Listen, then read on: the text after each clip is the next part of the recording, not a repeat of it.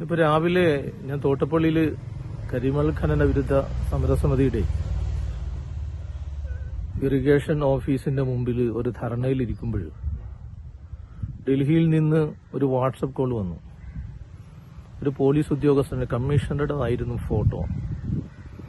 അദ്ദേഹം ഹിന്ദിയിലും ഇംഗ്ലീഷിലുമാണ് സംസാരിച്ചത്.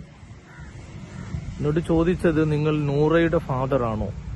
എനിക്ക് ഒരു മകളുണ്ട്. മകള് നൂറ കോഴിക്കോട് KMCT പഠിക്കുന്നത്. ആ കുട്ടിയെ ഇന്ന് രാവിലെ കോഴിക്കോട് CBI ഉദ്യോഗസ്ഥന്മാര് മയക്കുമരുന്നുമായി മറ്റ് 2 കുട്ടികളോടൊപ്പം കസ്റ്റഡിയിലെടുത്ത് ഇപ്പോൾ കോഴിക്കോടാണ്, CBI കസ്റ്റഡിയിലാണ് എന്ന് പറഞ്ഞിട്ട് കട്ട് ചെയ്തു. രണ്ടാമത് വിളിച്ചിട്ട് പറഞ്ഞു, നിങ്ങളിത് മീഡിയകളിലും പോലീസുകാരിലും പോലീസ് ഉദ്യോഗസ്ഥന്മാരിലും പരാതി പോകരുത്.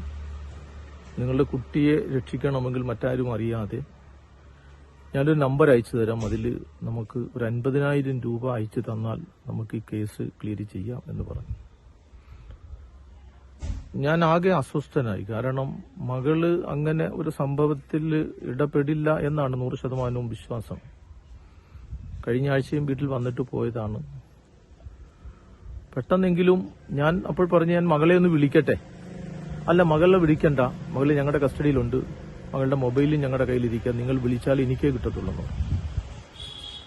ഞാൻ പെട്ടെന്ന് തന്നെ വൈഫിനോട് പറഞ്ഞ് വൈഫിന്റെ നമ്പർ വിളിച്ചിട്ട് മകളെ വിളിക്കാൻ പറഞ്ഞു. മകളെ വിളിക്കാൻ പറഞ്ഞപ്പോൾ അവള് കോഴിക്കോട് KMCTയിൽ BDSന്റെ 3ാം വർഷ വിദ്യാർത്ഥിയാണ്. അവിടെ എക്സാം നടക്കുന്നു, അവിടെ എക്സാമിനിരിക്കുകയാണെന്ന് പറഞ്ഞു. അപ്പോൾ ഈ സമരം നടക്കുന്ന സ്ഥലത്ത് പോലീസ് ഉദ്യോഗസ്ഥന്മാരുണ്ടായിരുന്നു. അതിൽ അമ്പലപ്പുഴ SIയുടെ കയ്യിൽ ഈ നമ്പർ കൈമാറി അദ്ദേഹത്തിനെ കൊണ്ട് എന്റെ മൊബൈലിൽ നിന്ന് തന്നെ വിളിച്ചു.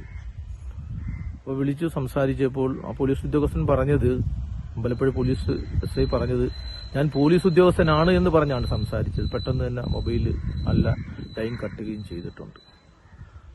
എനിക്ക് ഒരുപക്ഷെ പെട്ടെന്നത് കേൾക്കുമ്പോൾ തോന്നിയത്, തിരുവല്ലയിലുണ്ടായ ഇതിന് സമാനമായൊരു സംഭവം ഉണ്ടാകുകയും ഒരു തിരുമേനിയുടെ കയ്യിൽ നിന്ന് 11 ലക്ഷം രൂപ ഇതുപോലെ ഈ സൈബർ സെല്ല് കുറ്റവാളികൾ അവരുടെ അക്കൗണ്ടുകളിലേക്ക് മാറ്റുകയും ചെയ്തിട്ടുണ്ട്. ആ സംഭവം പെട്ടെന്ന് മനസ്സിൽ ഓടിയെത്തി. എങ്കിലും മകൾക്ക് അങ്ങനെ പറ്റിയല്ലോ എന്നൊരു ദുഃഖവും കൂടിയായി. എന്തായാലും അതുമായി ബന്ധപ്പെടുത്തി നിയമപരമായ സൈബർ സെല്ലിൽ പരാതി കൊടുക്കാനുള്ള തീരുമാനത്തിലാണ്. ഒരു വിളിച്ചത് ഡൽഹിയിൽ നിന്നാണ് ഞങ്ങൾ വിളിക്കുന്നത്. കോഴിക്കോട് CBI കസ്റ്റഡിയിലാണ് എന്നാണ് പറഞ്ഞത്.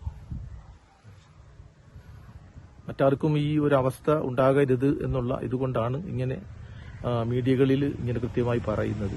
കാരണം മറ്റൊരാളുടെ ഒരു അനുഭവം ഉള്ളത് കൊണ്ടാണ് പെട്ടെന്ന് എനിക്കും അങ്ങനെ ഒരു ബോധ്യം ഉണ്ടാകുകയും അത് ഉന്നത പോലീസ് ഉദ്യോഗസ്ഥന്മാരെ കാണിക്കുകയും ചെയ്തു. അവർ പറഞ്ഞിട്ട് അവർ നമ്പർ കൈമാറിയിട്ടുമുണ്ട്. തീർച്ചയായിട്ടും ഒരു മുന്നറിയിപ്പാണ്. ഇനി നിങ്ങളെയും തേടിയെത്താം. കഴിഞ്ഞ അടുത്ത ദിവസങ്ങൾക്ക് മുമ്പ് തോട്ടപ്പള്ളിയിൽ ഒരു സംഭവം ഉണ്ടായി എന്നാണ് ഇപ്പോൾ അറിയാൻ കഴിയുന്നത്. മകൻ കഞ്ചാവുമായി പിടിക്കപ്പെട്ടിരിക്കുന്നു, ഞങ്ങൾ ഇന്ന അക്കൗണ്ടിലേക്ക് ഫണ്ട് അയച്ചാൽ വിട്ടയക്കാം എന്ന് പറയുന്ന ഇത് വളരെ അധികം വർദ്ധിച്ചുകൊണ്ടിരിക്കുന്നു. ഒരുപക്ഷെ പലരും പുറത്ത് പറയുന്നില്ല എന്നുള്ളതായിരിക്കും യാഥാർത്ഥ്യം. പലപ്പോഴും പല നിരപരാധികളും വിട്ടുപോകുകയും അവരുടെ ഫണ്ടുകൾ ഇവർ അപഹരിക്കുകയും ചെയ്യുന്നുണ്ട്. അതിന് കൃത്യമായ മുന്നറിയിപ്പും താക്കീതും ജനങ്ങൾ സൂക്ഷിക്കുന്നത് വളരെ നല്ലതാണ്. പോലീസ് ഉദ്യോഗസ്ഥന്മാരും അതുപോലെ കൃത്യമായി അന്വേഷിച്ച് കുറ്റവാളികളെ കണ്ടെത്തി നിയമത്തിന് മുമ്പിൽ കൊണ്ടുവരണം എന്നാണ് പറയാറ്.